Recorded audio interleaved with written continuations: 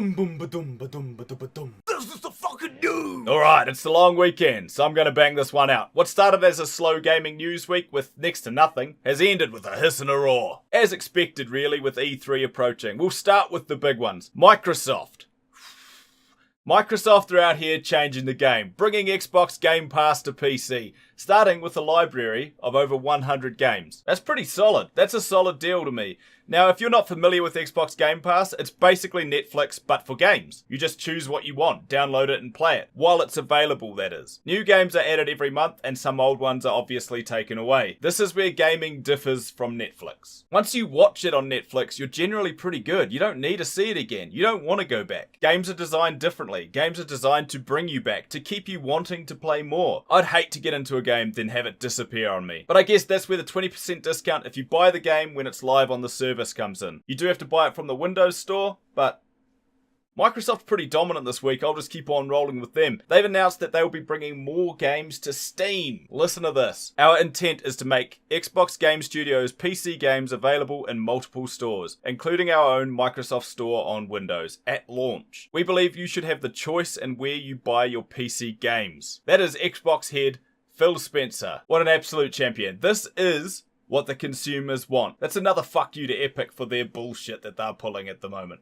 Although, this will likely mean that Microsoft's games will come to Epic too, but that's fine. That's what we want. We want choice, not to be cornered into using something that we don't want to use. Alright, it gets better again. Enabling gamers to play together through cross-platform play and cross-network play across Windows 10 PCs and console is vitally important. Building communities across all those players regardless of the store or platform they've chosen is also vitally important because it helps bring players together, allows games to find their largest audience, and allows gaming to deliver its true potential of uniting people around the power of play.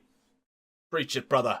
Phil Spencer again. Yeah, it got incredibly cheesy at the end there, but he's right, and he's going the right way about making it happen. I'm very excited about this. And the last one out of Microsoft, just to bang it out, they have 14 first-party games to show at E3. They really are going big this time. Alright, Larian Studios, the dev behind Divinity Original Sin, posted this on their website. Initially, everyone was screaming, thinking it was Divinity Original Sin 3, which makes sense. You drop 2 successful games in a row, naturally you expect a third, right? But if you save the video, then open it in a text editor, it has multiple references to Baldur's Gate 3. Now, they were rumoured to have something to do with this last year, and they shot it down immediately. I guess time will tell. I'm pretty keen on Baldur's Gate though, to be honest. The next Call of Duty Modern Warfare. It's a reimagining of the Modern Warfare series, rather than a sequel to it. It's got Price in it, that's a win, but then it's voiced by someone else, and it doesn't feel the same. It has crossplay, which is huge, but from what I've read,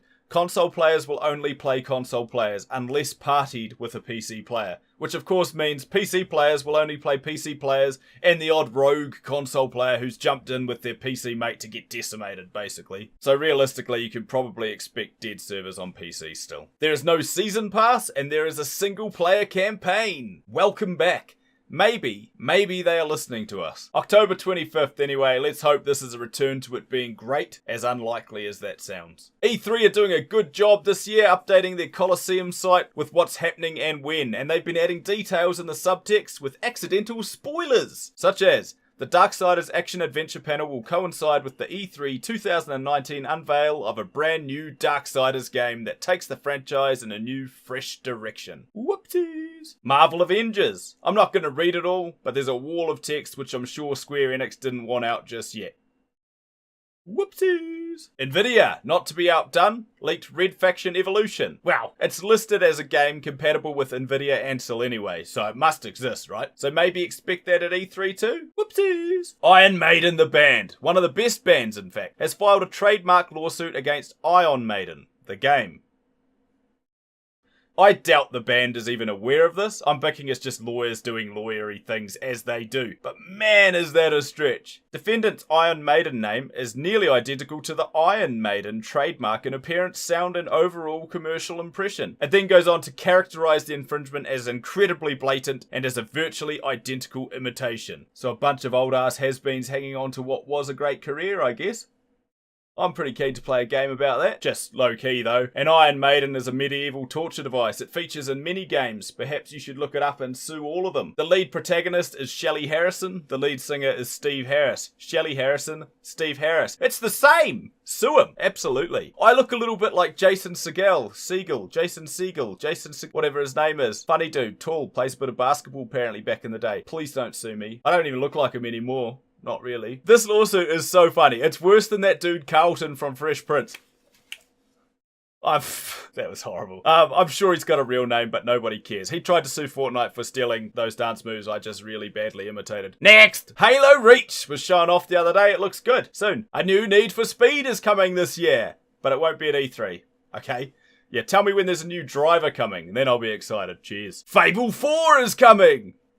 It's not. Well, it might be. It's not, but it might be. There was a thing on Mixer, but it also said Lionhead Studios developed it. Lionhead was shut down 3 years ago. But still, Microsoft's announcing a bunch of games, right? I'd love a Fable 4. I'm open to it, but I'm not expecting it. Beyond Good and Evil 2 will not be at E3, despite being at the last 2 E3s. The devs are focusing on core development milestones. I'd say that's more important, but it really leaves Ubisoft with little to show. Just Ghost Recon, I guess, or the strange adaptation of roller derby that they've got going. Roller Champions, now with the ball tackling and shooting apparently. EA isn't doing one big E3 conference this year. Instead, they're doing a bunch of live streams on Saturday, June 8th at its EA Play event. Interestingly, first on the agenda is Jedi Fallen Order. Then they have nothing worth looking at all, so you can just leave after that, which is pretty good. Anthem isn't even mentioned, no surprises, game was a flop and is dead. Apex Legends is directly after the Jedi Fallen Order stream, for those of you clinging on to what is essentially a dead game now. Speaking of dead games, undead games, resurrecting games if you will, 5 years ago, Dead Island 2 was announced. Well, guess what?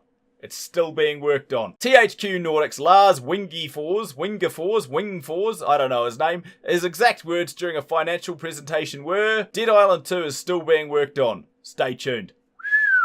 What a brief, riveting stuff. Now this isn't exactly video game news, but it kind of is. The Sonic movie has been delayed until Valentine's Day next year. The day when awful movies tend to come out anyway. So it's fitting. They need the extra time to fix Sonic, and hopefully just start again, really, because it's awful. Robotnik's not Stalin either, by the way, so while you're at it, fix him. If for some strange reason you play League of Legends, I'd almost rather talk about Fortnite than League, to be honest, but anyway, they dropped a new Pro View mode that allows you to customize how you watch pro games, whose point of view you want, right down to their keystrokes and clicks. It's pretty cool, especially if you're learning the game. I haven't actually played it or even had a look at this, but can you not just watch the games in the client already and free cam around? Listen to the commentary? Nah? If not, Dota really is so much better, as if we didn't already know that. Speaking of Dota, earlier in the week, Seb from OG got trolled by some Russians. Then he lashed out, calling them third world dogs, Russian whores who would sell their mothers for MMR. So basically every pub game chat. But when it's a pro, a current TI wiener no less, it's unacceptable. The part I found amusing is that Solo from Virtus Pro came out saying he would boycott the Epicenter Major if Valve didn't openly speak about the case. I guess the man, the meme, the legend himself, Mr. 322 has morals now. For those unfamiliar, he placed a bet his team would lose and won a staggering $322. And became a meme, basically. He got banned for life, but it got reduced to a year, so now he's all good. He's in one of the top teams in the world. But seriously, racism has no place in games, or anywhere for that matter. So it's good that Seb has come out with a pretty genuine apology, and him, Solo, and Valve are working together to get some shit done in this space. Whatever that is remains to be seen, but I hope it's productive. And that is my piece. I'll see you next week for my last one before E3. Oh, and yeah, in a totally rookie move, I'm going sailing for 4 days, and I totally miss all of E3. Yeah, I timed that really well. I'm pretty good at what I do. I don't even like boats, and I don't know how to sail. And before a weekly recap at the end of the week, or updates from the yacht, up to you guys. Let me know in the Discord, I guess. Updates from the high seas! Need a pirate hat, I reckon. Alright, adios.